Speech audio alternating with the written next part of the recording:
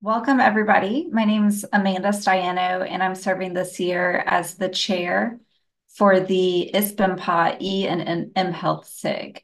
And our SIG is excited to present to you today the webinar titled App Co-Design, Equity Considerations for Digital Health. And we are so honored to be joined today by Dr. Robert Newton, who is professor of the Physical Activity and Ethnic Minority Health Laboratory, which is at Pennington Biomedical Research Center in the USA, as well as Dr. Mavra Ahmed, who is research associate with nutritional sciences at University of Toronto in Canada.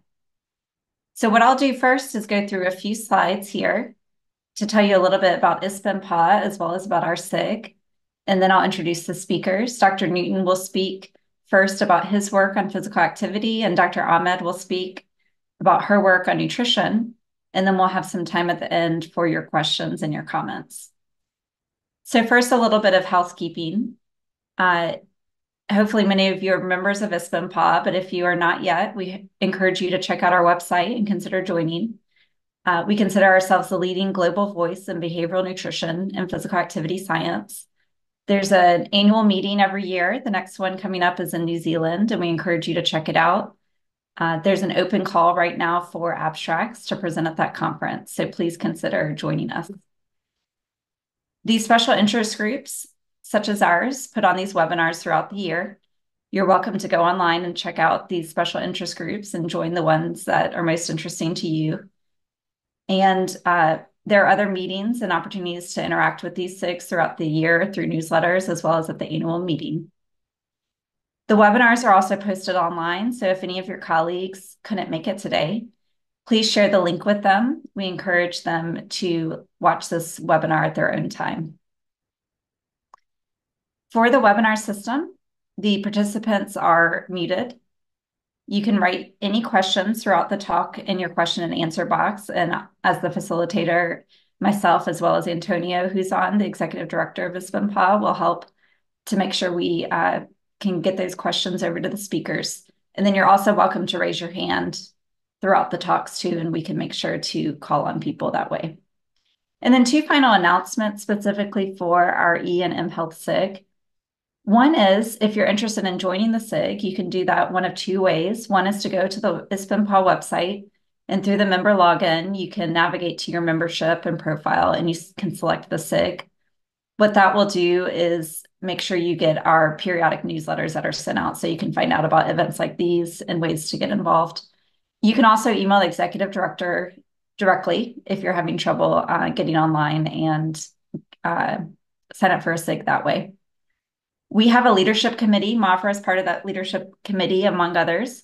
And so if you're interested in serving in a leadership capacity, we actually have an opening right now for the membership chair.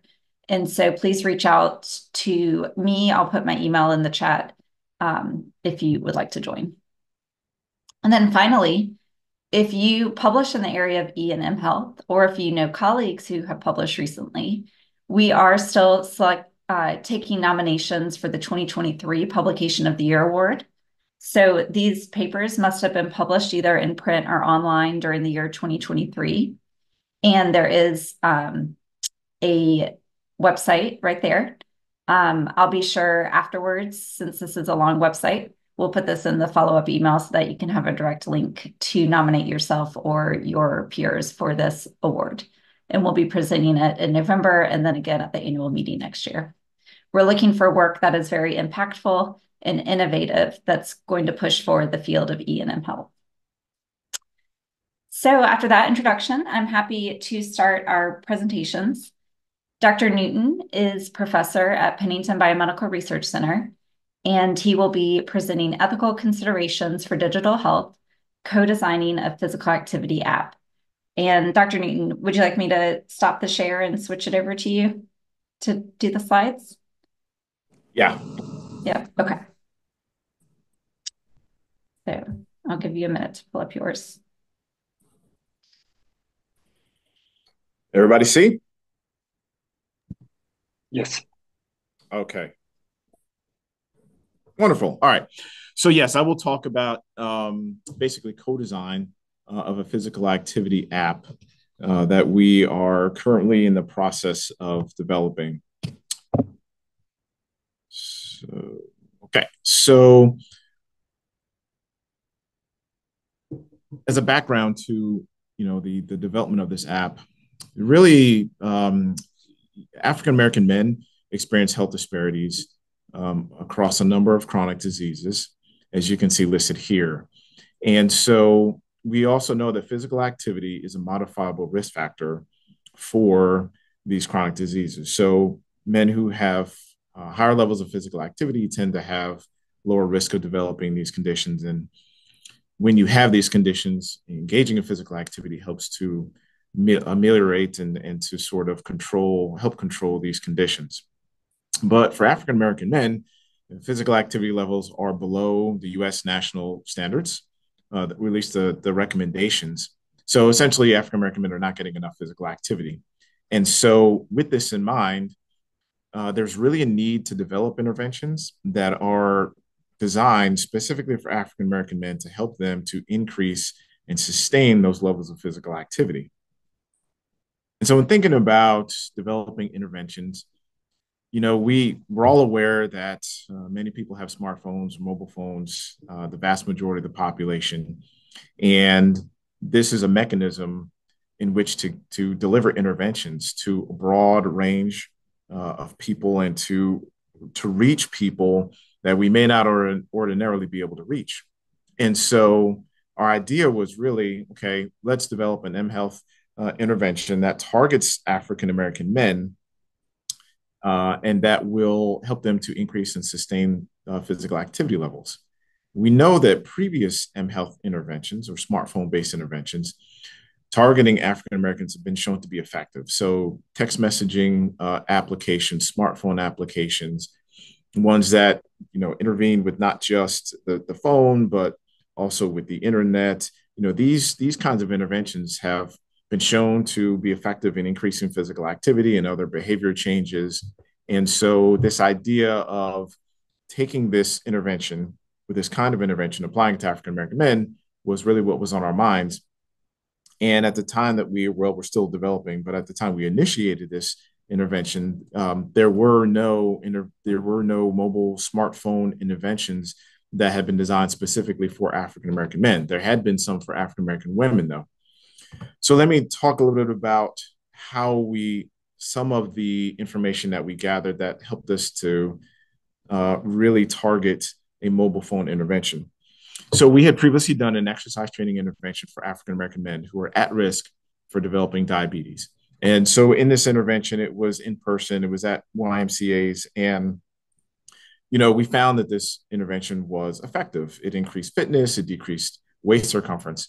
But we also realized that after doing this intervention, we didn't have a way of helping the men to sustain their physical activity.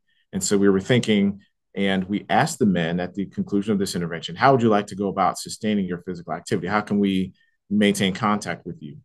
And more than half of the men said that they wanted to have a mobile, or they'd be willing to have sort of a mobile intervention where they didn't need to be face to face with somebody, but they could receive information and use an app to increase their physical activity and to sustain their physical activity. So that really helped us to start thinking about developing a mobile phone intervention. So really, if you're thinking about co-design, this is really the initial step, which is, do you even want this kind of intervention? Would you be willing to participate? So the answer to that was yes. And so really the aims of our study was to develop a smartphone intervention that's specifically designed for African American men, and that's designed to increase their physical activity and help them to maintain those higher levels of physical activity.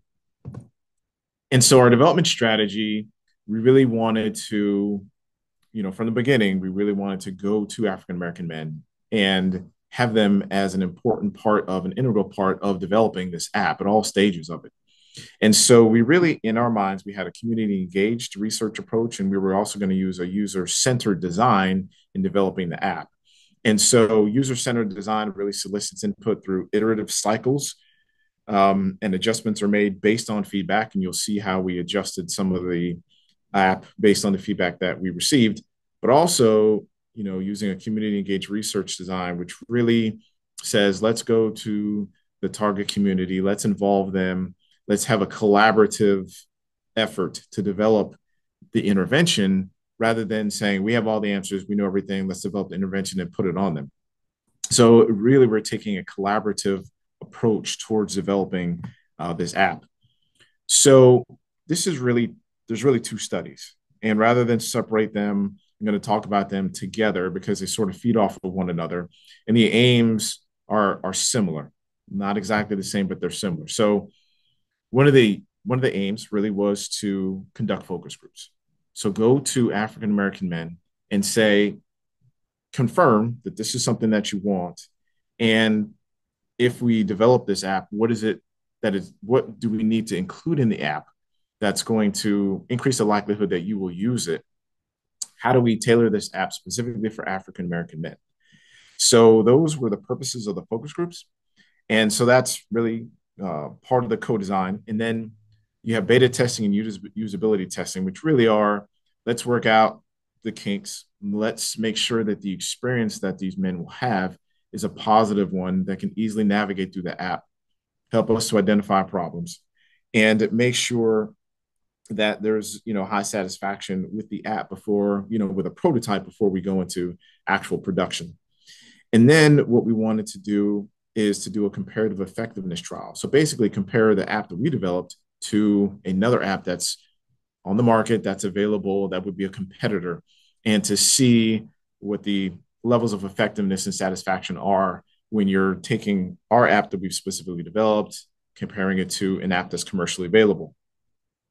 So as you can see throughout this, there's co-design. We're involving African American men at each of the steps. Again, even thinking about doing this kind of intervention, and then throughout the entire process. And then we have this iterative process of focus groups and beta testing that's the user-centered design. So what do we learn from the focus groups? So, we're not going to go into each of the focus groups separately, but essentially what the men actually told us was that they wanted an all-in-one app. Okay, they wanted everything to be available there, that they won't have to navigate to another site to learn some information or to do other components. So one of the major things that they told us, which was somewhat surprising to us, is that they, even in a physical activity app, they felt like diet was necessary. So you can't have a physical activity app without a dietary component. They wanted to be very personalized. So they wanted to be able to put in their own weight, their own health parameters. And so that was something of consideration. They wanted to be able to communicate with other men who were using the app to share experiences, also for competition, to be able to compete with other men on certain challenges. Okay. They also wanted to be able to have the app link back to their physician so that they would be putting information into the app that the physician could see, and then reciprocally that the information that they have in the MyChart or whatever their electronic medical record would also be funneled into the app. They wanted exercise plans that were based on health conditions. So if I'm diabetic, I need a dietary plan and physical activity plan for being diabetic. Same thing for hypertensive. If I got, prostate cancer, whatever, they wanted those personalized plans. So clearly you can't do all of those things within an app. There's a certain amount of funding restrictions that you have. And so what we did was we said, okay, well, what are we hearing consistently? What can we put into the app? And how do we take time to make this culturally relevant? So the features that we decided to include on the app would be monitoring. So monitoring their physical activity, that they would receive feedback, that they could set their own goals, or we could set goals for them. And then that there would be some sort of reward that they would receive for engaging in the app. And then in terms of cultural relevance, what we heard from the men was that they wanted to see images. There needed to be images of African American men that were there, and there needed to be content that was specific to African Americans. And so through this iterative process, the men basically signed off and said, yes, the way that you're going about developing the app is appropriate. So put the app together. And so here you can see some of the images. So you can see here, there's an image of an African-American male who's doing physical activity, looking at his phone, which is kind of what this app is about. Here you see some badges, Trailblazer badge, which is in different levels and decreasing tread on the bottom of the sneaker for more physical activity that's being done. You can see over here on the right that there's notifications and feedback essentially on how they're progressing. So we received some feedback on these, and you can see the feedback over here on the left and what we did on the right. But essentially, the feedback, the men didn't like the image. They felt like the images that we had were men that were just too happy doing physical activity, and that you're not always happy and joyous when you're doing physical activity. They didn't feel like the badges were culturally relevant. And so you can see some of the other things here that they wanted. They, animated badges, an activity goal line. They wanted a marketplace where they could go and receive like an actual reward. They wanted challenges, so between them and other men. And they wanted to be able to use some mechanism for communicating with other men, such as feedback, which are things that we had, they had stated earlier and that were received again in this feedback. So what we were able to do was we were able to alter the images that were inside of the app. So we didn't have all these images of African-American men being happy and joyous. We did alter the badges to make them, to attempt to make them more culturally relevant. We included the dietary information. There was a few lessons that had dietary information. We added a goal line so that the men could see on their steps where the goal was. And we added a self-report physical activity feature.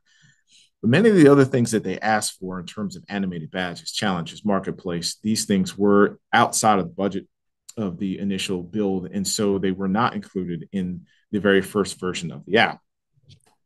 Neither was communication between men who were also using the app.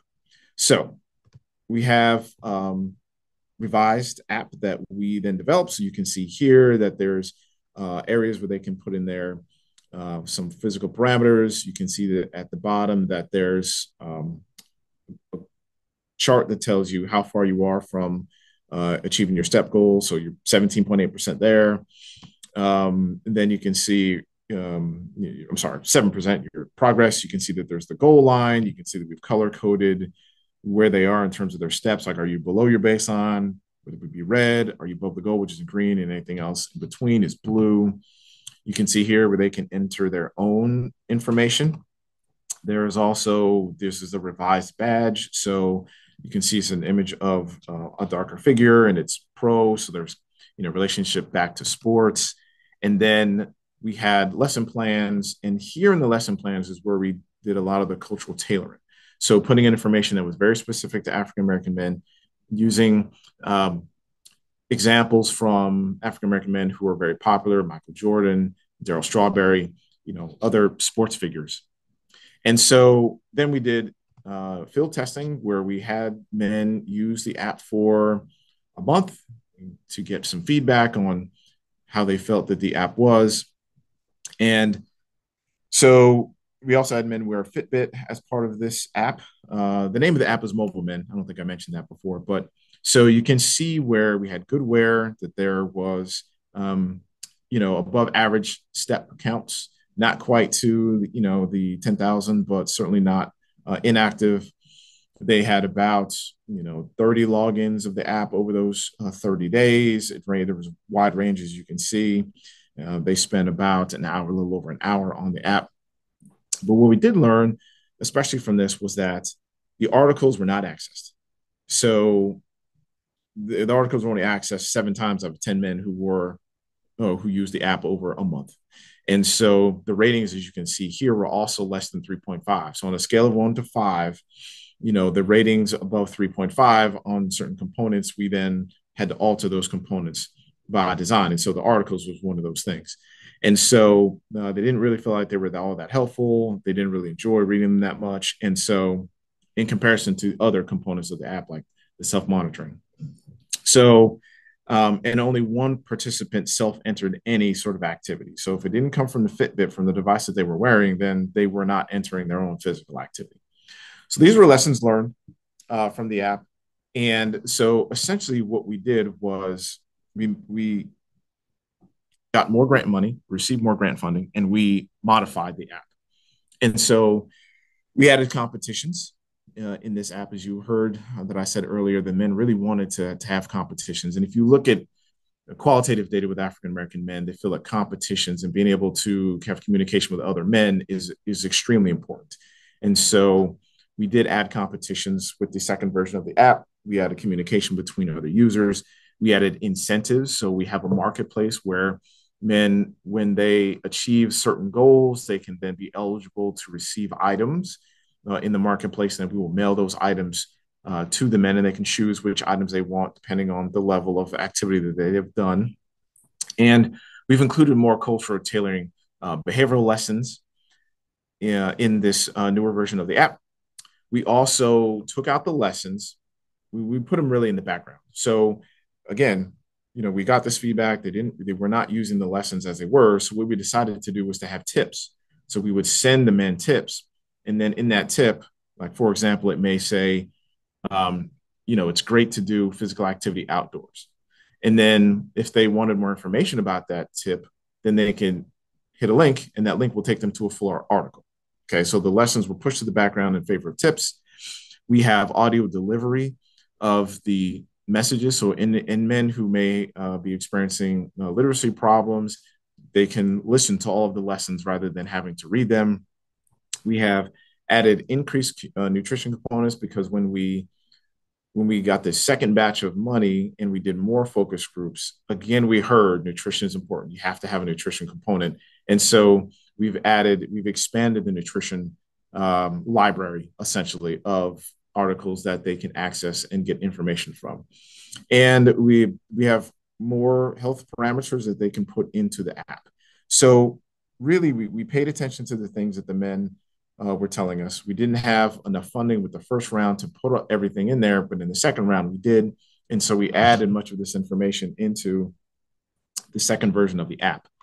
And so here are some screenshots of the second version of the app. You can see the face page, although we have another image of a male who's smiling.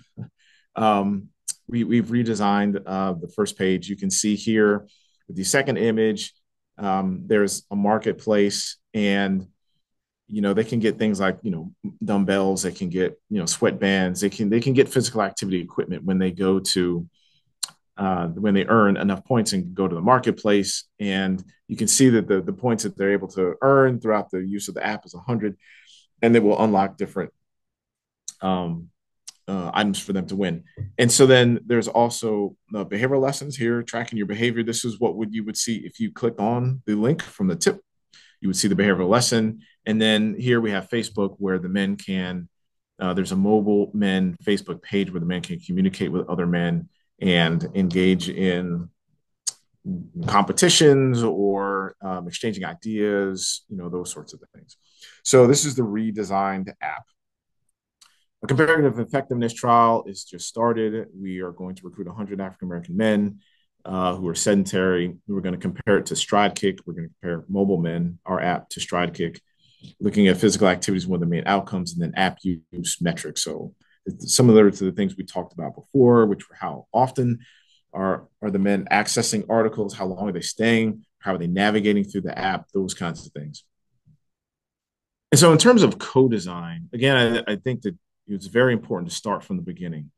And, so asking the target population, is this something that they want? And then having them involved in every phase. So they were involved in a focus group, they're involved in beta testing, usability testing, and then heeding the feedback that we received. So although we weren't able to address all of the information with the first app, when we secured more money, that money was used to address the issues that were raised during the development of the first version of the app.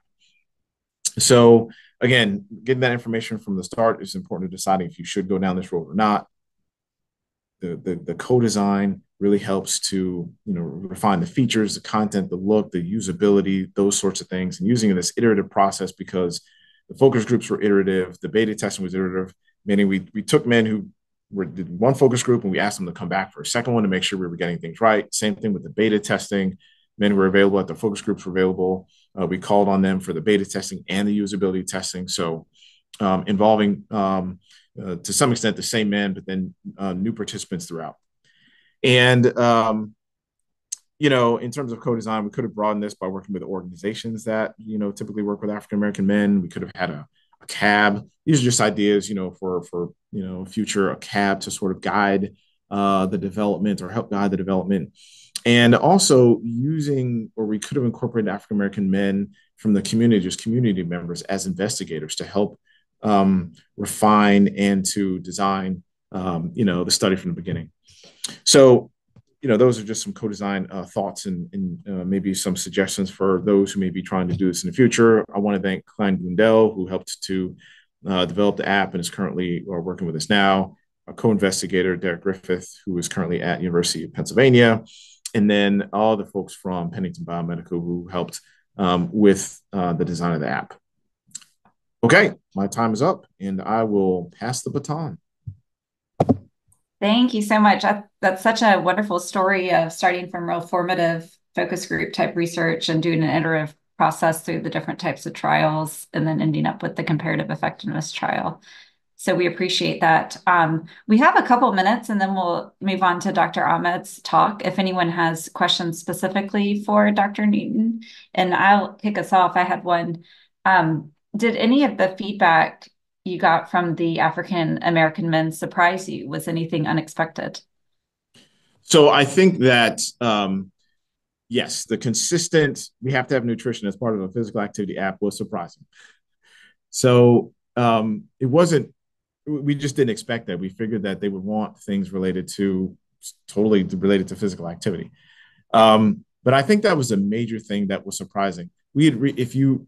Again, in qualitative data, much of it done by Dr. Griffith, that qualitative data suggests that competitions and being able to communicate with other men, being able to share stories and motivation and accountability are important. So those things did not necessarily surprise us, but the nutrition component really did. Thank you. And thank you. I see Shariva put a comment in there. If you're able to get off of, or to turn your mic on, Shariva, you're also welcome to ask this. I'll give her a moment to see if she can. Amanda, I don't think they're. Can they not? Amanda, they can. Okay, got it. Okay. So Shariva asks, the iterative process of feedback and development seems to be robust in this development process. And Shariva says with her work with mobile app and intervention design, she's tried to incorporate feedback that her participants have for future versions, but sometimes the feedback they give is not congruent with what they actually do. So for example, her participants say that they want more recipes and they want PDFs and videos of recipes, but then they don't actually use the recipes that the team provides. And so similarly, you mentioned, Dr. Newton, that the men wanted more nutrition information, but did not actually use the lessons. So her question is, were you seeing that they were accessing nutrition information even before you added more?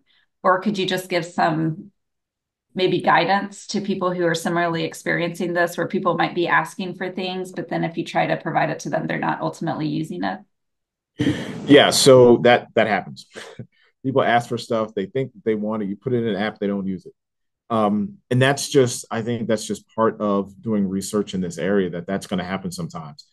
But I think that many of the components that they asked for, they did use. So they were using, they wore the Fitbits, they received the feedback, they enjoyed receiving that feedback. That was information for them. They read the notifications, which they asked for. So there's going to be some components that they don't use, and there's going to be other components that they do use. And it's honestly, to some extent, it's sort of a crapshoot. But because we kept hearing that you have to have nutrition, you have to have nutrition, you have to have nutrition, it would be remiss of us to not put that information in there and for us to say, well, look, you didn't use it the first time, so we're not going to put it in there. And so they didn't read any of the lessons. And so the lessons were physical activity, physical activity. Some of them were diet. Some of it was, behavioral information about how to maintain physical activity. But we put more of that information in. So I think those things are going to happen, and it's just part of doing this kind of research. Thank you. And so that is a really nice segue to Dr. Mavra Ahmed, because maybe what she can share, since it's focused on nutrition, can help us learn how to best get some nutrition information to to consumers. And so I will pass this along to Mavra. You should be able to see my screen now.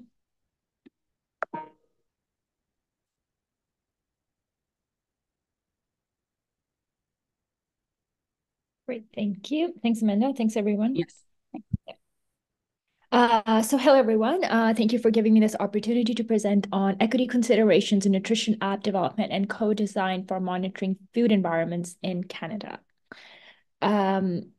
So considering the rise in diet-related chronic diseases, there has been an increased focus on making this healthy choice of consuming food the easy choice for people.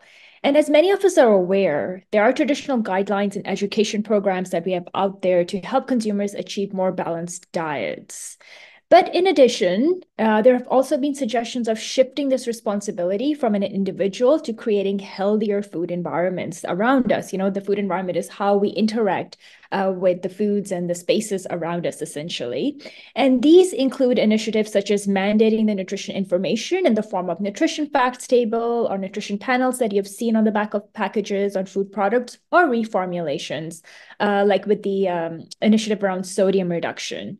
And then more recently, many of us are aware that initiatives such as front of pack labeling have come about, like the traffic light symbols or health star rating symbols that have also been suggested to support consumers in choosing healthier diets.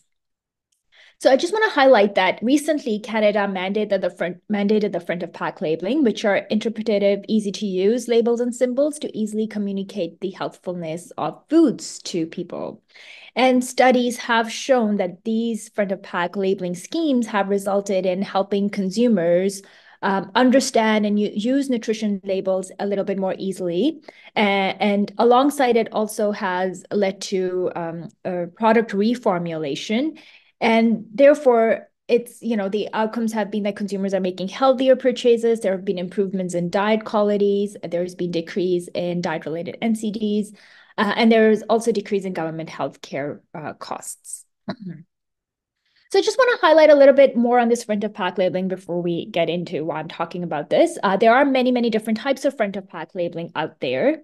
And one country doesn't, a country will use one system essentially, but because there are so many out there, it can be a little confusing. Some consumers might prefer one over the other. And the recommendations really have been for a single standardized interpretative nutrition rating system in the form of simplified symbols. And this is where digital technology or mobile health technology could provide a platform that creates a choice architecture to help consumers make healthier choices without relying on this voluntary adoption in some countries of a uniform system by the food industry, or even waiting for these mandatory front of pack regulations to come about. And we know sometimes they take years, these regulations to come into force and be implemented. So during that time period, we see that digital tools can help us, but at the same time, they can also help us for displaying these front of pack symbols or labels for individuals with specific conditions so they can align their choices in foods in alignment with the dietary guidelines or recommendations as well. So with that said, and originally, when we had thought about this idea, we were facing some regulatory challenges when it came to the implementation and mandatory regulation of front of pack labeling in Canada. We developed an app called the Food Flip app to better inform consumers on the nutritional information of foods and beverages using multiple different types of front of pack symbols. So we had originally looked at traffic lights. This is a UK system, a health star rating system from Australia and New Zealand, and a high-end sort of warning label that Canada is currently using. This app was also designed to, test out in terms of understanding from a consumer perspective in Canada specifically, which symbol or label they would much prefer. Alongside the information displayed in this easy to use form, we also had ranked the foods, similar foods, and give suggestions to individuals about healthier, similar food and beverage products. So this is based on Canadian food and beverage branded food composition database, which is called FLIP, Food Label Information and Price Database. And I just want to highlight that we are also incorporating additional interpretive nutrition rating systems that can align with dietary recommendations for specific diseases like type 2 diabetes. So just to give a little bit of historical context in terms of the development, we developed it back in 2016. We had the initial release in iOS and Android, and then we did an online study in 2017 and about 2,000 participants to really understand the usability and feasibility of this particular app. And now this year, and continuing on to next year, we'll be testing with specific population groups like the culturally and linguistically diverse groups. And this is sort of what the main screen looked like. We also had a tutorial giving an overview of the app. The app uses a barcode scanner, so you can scan a product's barcode or you can search for the product. And the app also has categorized all these products that we have in there into almost 19 to 20 major categories, about 101 subcategories. So, if you have your cereals, you have your ready-to-eat cereals, and then you have your minor categories like flakes or granola, because remember, we want the categories to be this granular in order for consumers to really pick out the healthier, similar options that they're looking for. And then, as I mentioned, the flip screen really provides consumers information on similar healthier products. So if you have a product with 3-star rating, you can see below the product with 4-star rating or 5-star rating. And this is ranked by the Food Standards of Australia and New Zealand nutrient profile scores that takes into account both positive and negative nutrients and gives the healthiness scores to product. So that's just an overview of, what we did with the Food Flip app. But now I want to get into we developed this app. This was a credible evidence-based mobile health app that was urgently needed at that time to help consumers and Canadians improve their diets. And we saw in our studies that the app has a potential to increase nutrition awareness and promote healthier purchasing behavior. And during that time, we were also playing around with a lot of these technological advances using artificial intelligence and web scraping to decrease the manual labor and improve the app development process.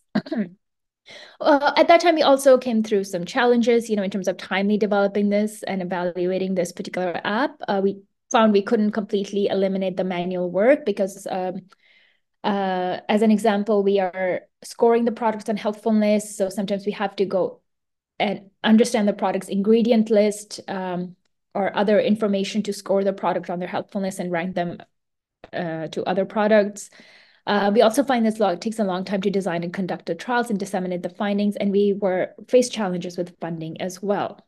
So that's an overall sort of about the app, which we are, I think, well aware of. But now I want to focus a little bit on why equity matters in nutrition app. So as I said, we developed this wonderful, credible, evidence-based app, but I think what happened was that despite our best efforts, we inadvertently developed an app that may have continued contributing to health disparities if we hadn't caught this sooner or like right now, because it failed to reflect the cultural foods and diet preferences of various ethnic groups and regions.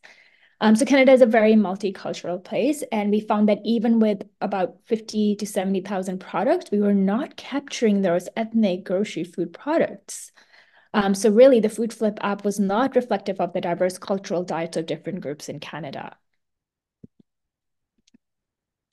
So the reason at that point we did not reflect cultural practices of the culturally and linguistically diverse group population was because we lacked that data on food environments for municipalities or regions with large immigrant and culturally and linguistically diverse population. So these ethnic grocery food stores are increasingly frequented by not just our immigrant population, but by everyone else who have been living in Canada for a while now as well. And really, I just want to highlight over here that this data on external food environments that we have in terms of the types of foods available in our schools, in our grocery stores, in our convenience stores, through our restaurants and fast food is really key to informing our food and nutrition policies. Because once we understand our food supply and our food environments, this is where we can inform interventions essentially that are equitable at the same time. But if we're lacking data on that, we're unable to inform it. So now I want to highlight a region that borders Toronto. This is a Peel region, and it has three cities. It's got Brampton, Mississauga, and Caledon within this region.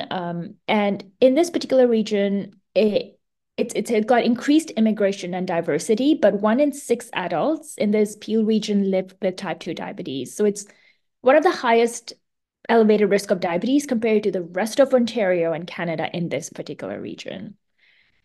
So we had this information, and with that, we proposed a study last year to characterize the Peel region's food environment and really understand what these barriers and enablers are to healthy eating faced by the culturally and linguistically diverse population groups and provide tools to enable healthier food choices. So what I'm highlighting over here is, this is a larger scale study, and we had quite multiple research questions to address in this particular study. But this study really helped us inform the limitations of our Food Flip app and also the enhancement of our Food Flip app in order to for you consumers to have a healthier, an option to have pick similar healthier choices or food choices. So in order to inform the development of our Food Flip app and for this particular study, where we're really understanding the barriers and enablers and providing healthier sort of alternative for choices to people, we partnered with Peel Public Health, which is a public health unit in the Peel region, and they have a lot of expertise and knowledge relating to community capacity, ongoing activities, project relevance, and gaps and needs in Peel. And we also partnered with Regional Diversity Roundtable, which is a charitable nonprofit organization, really looking at the equity, diversity, inclusivity criteria. So they have expertise and experience facilitating the incorporation of EDI into clients' perspectives and engagement. And we involved them from the beginning in terms of the conceptualization, which I showed you in an earlier slide in terms of the research objectives, the study methodology. So then helped informed a lot of that. And now we're keeping them informed and having them co-design in our interpretation of results as well as knowledge translation. So a fundamental step in the development and evaluation of food and nutrition policies that are aimed at creating supporting food environments for healthy choices consists of a thorough examination of our current food supply, as I mentioned, and an assessment of changes that occur over time. So because of that, we at University of Toronto, we have developed this database called the Food Label Information Price, which is a branded food composition database consisting of information on food products, including the nutrition information you have your price, you have your ingredient list.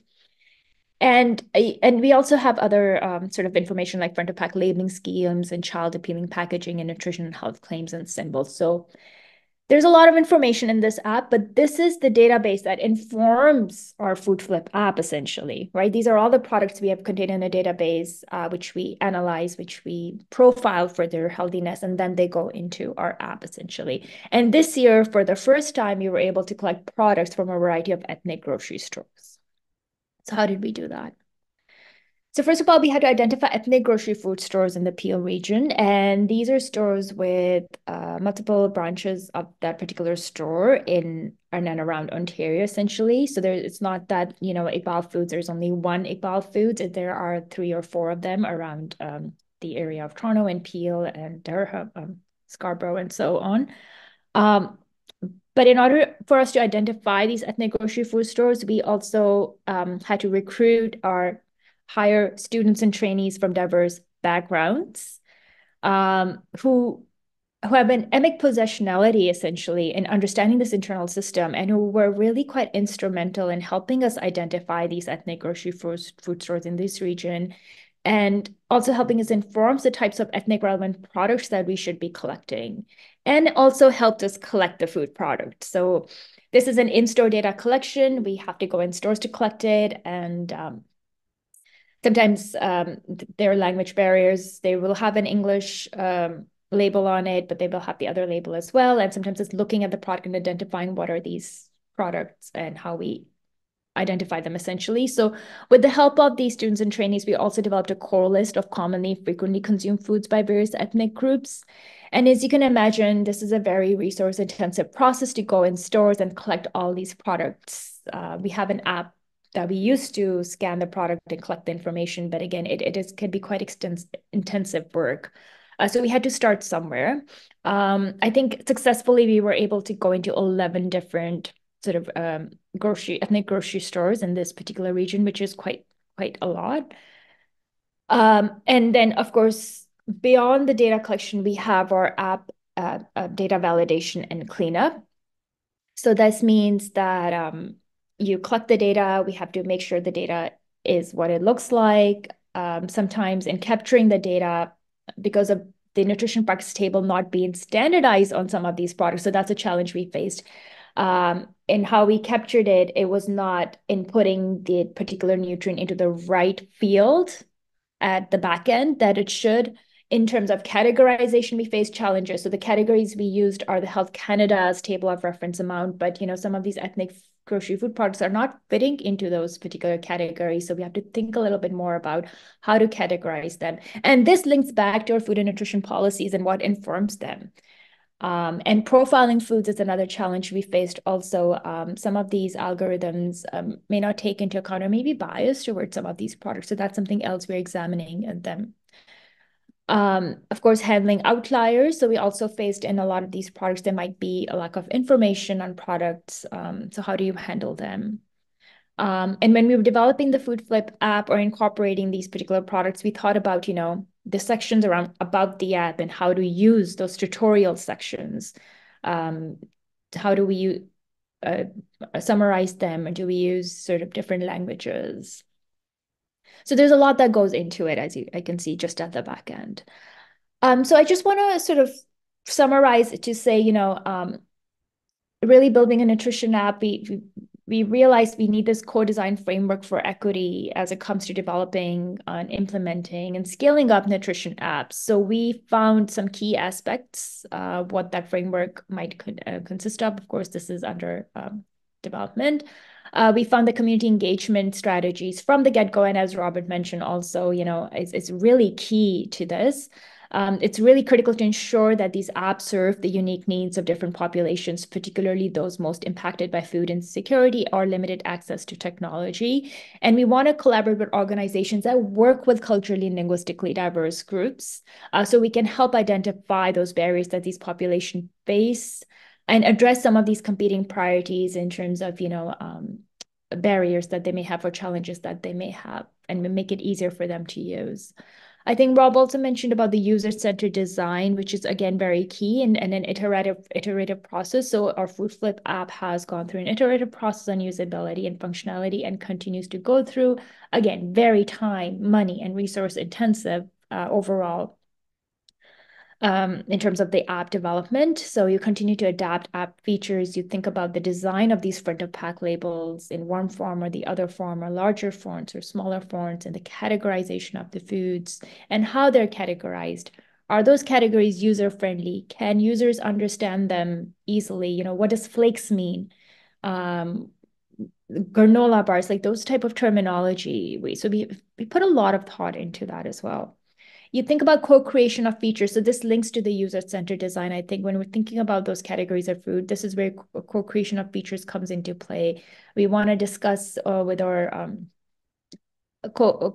basically our partners on this in terms of customization options, also in terms of categorizing particular foods, how would they categorize them? And we may want to think about involving users in collecting and contributing data about their own food environments to empower them. And, this is where they become more aware of their food environment and then advocate for changes. But again, that can be quite costly to crowdsource the data as well. And lastly, just to highlight addressing barriers to access and usage. I think we all face that in terms of language and cultural relevance, and how we adapted and to how many different languages do we cater to, and how do we even translate all of that? Or can we put it in lay terms and easy to use terms? So these are some things we're still considering. So of course, ensuring that the app is usable for those with limited digital literacy also. Just to note, in Canada, we have English and French. So, of course, we want to cater or have those too. But yeah, it's challenging that way.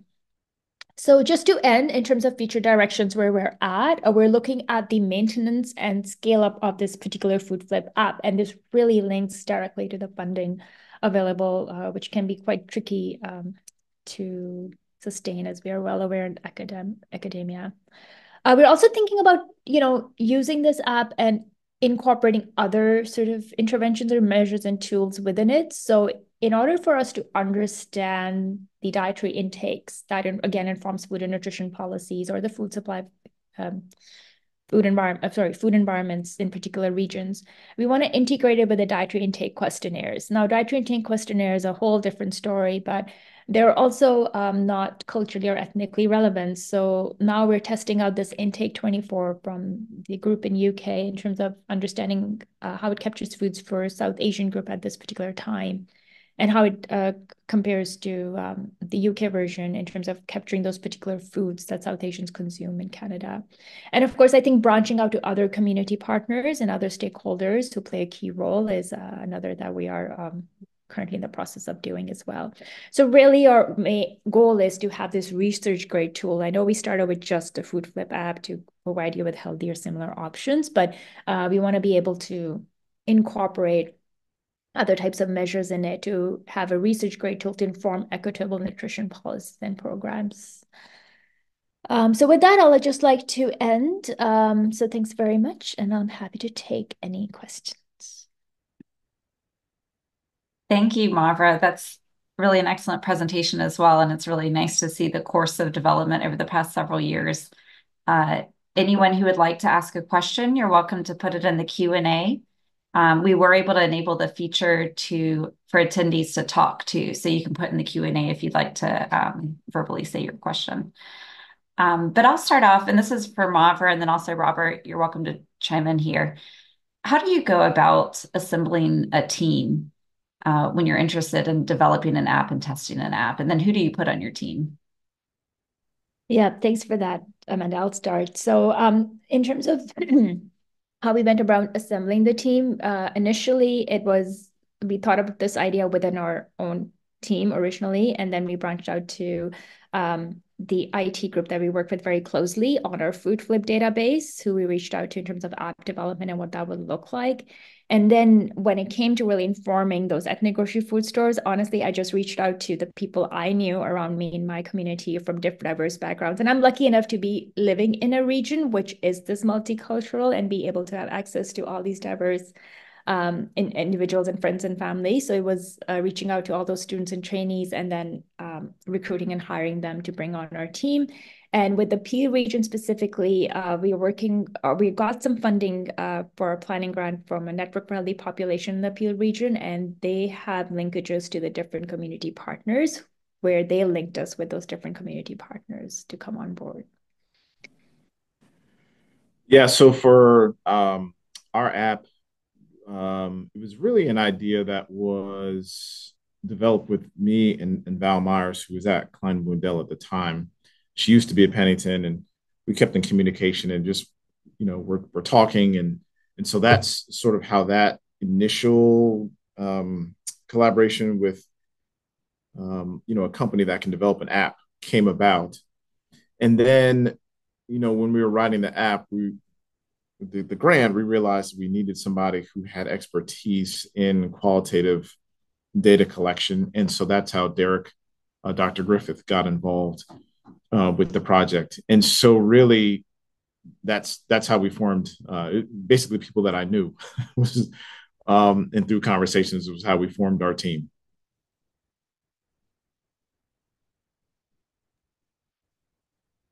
Thank you. Antonio asked a question.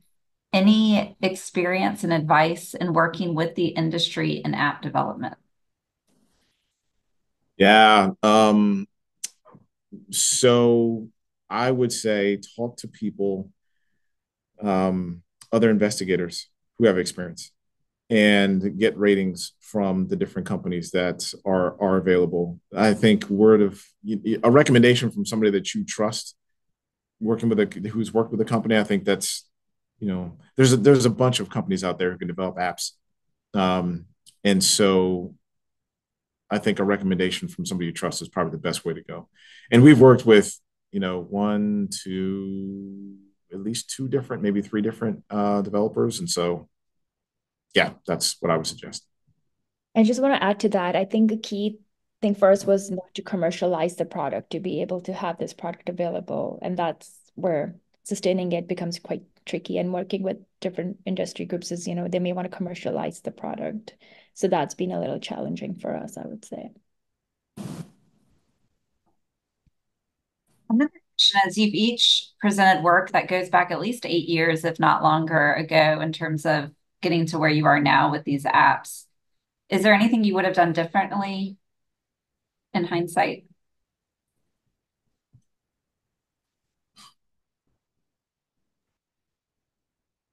I think if I had to do it over, I would have, um, the suggestions that I made about having a cab, having a community organization, having somebody from the community to help co-design. I think those were probably the things that I would have done earlier on in the process in terms of how we went about developing the app, the components that are in it. Those things, I don't think that process, that user-centered design and community engaged research approach, I don't think I would have changed those, but I definitely would have enlarged the group that was involved in the overall development of the app. Yeah, I agree with that, Rob. Thanks. I agree. I think involving the group overall in the app development is key, and possibly framing some of our grant applications in terms of co-designing and co-participatory action research and forming this particular app would have maybe gone a little bit in terms of funding, because I think funding ultimately matters a lot in terms of how much we can do and how far we can reach out, because we are providing compensation to our community partners to keep that in mind, right? Well, thank you both. That wraps us up nicely because one of the main goals here was to talk about the importance of co-design and app development. So it's nice to circle back on that, especially when considering how to make these apps equitable and accessible and relevant. So in closing, I wanted to remind all of you of just two things I said at the beginning. One is, let's see if I can pull this up again quickly. I encourage you to join our special interest group if you're not already. Oh, let me go to the very end. And so this is how you can do it. You can go on the ISPNPA website through your membership profile and select the SIG, or you can email executivedirector@ispnpa.org. Remember that the abstracts are open now to submit to present at next year's ISPNPA annual meeting, which will be in New Zealand. Reach out to me. And again, I'll share my email afterwards through an email update to all of you if you'd like to join the SIG leadership team. And then finally, we're accepting nominations for the 2023 Publication of the Year. We're looking for E&M health papers that are innovative and that are impactful. So there's a QR code on this slide you can scan to go directly to the Google form, and we'll also include the website. The deadline currently is October 4th. We may be extending that by a week or two because we really want to get several high quality publications. And so thank you all for your attention and participation today. And please spread the word if you enjoyed this webinar. You'll receive a link afterwards. It'll be on the ISPNPA website. You're welcome to share it with your colleagues who weren't able to attend. Thank you very much for joining. Thank you. Thank you. Okay. Bye-bye.